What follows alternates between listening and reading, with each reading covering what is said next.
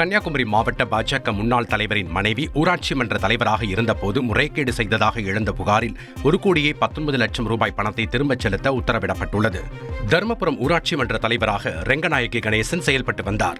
ஊராட்சி ஆவணங்கள் தணிக்கை செய்யப்பட்ட நிலையில் 2020 ஆண்டு முதல் 2023 நவம்பர் மாதம் வரை நடைபெற்ற வரவு செலவுகள் மீதான தணிக்கையில் பல கோடி ரூபாய் நிதி இழப்பு ஏற்பட்டுள்ளதாக அதிகாரிகள் குற்றம் சாட்டினர்.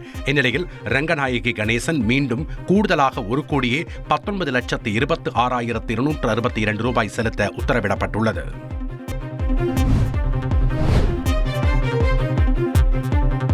புதுச்சேரியில் பயண செலவிற்காக பைக் திருடிய 3 பேரை போலீசார் கைது செய்துள்ளனர். குருவிநத்தம் பெரியார் நகர் சந்திப்பில் ரோந்து பணியில் ஈடுபட்ட போலீசார் அவ்வழியாக பைக்கில் வேகமாக வந்த 3 பேரை மடக்கி பிடித்து விசாரித்துள்ளனர்.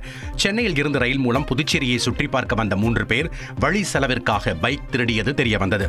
இதையடுத்து 17 வயது சிறுவன் சார், என்னோட ரெசிக்னேஷன் எதுக்கு? நானே ஜாப்ஸ் உருவாக்கி பாஸ் ஆகலாம்னு இருக்கேன். எப்படி? பாஸ்வாலா பி தி பாஸ்.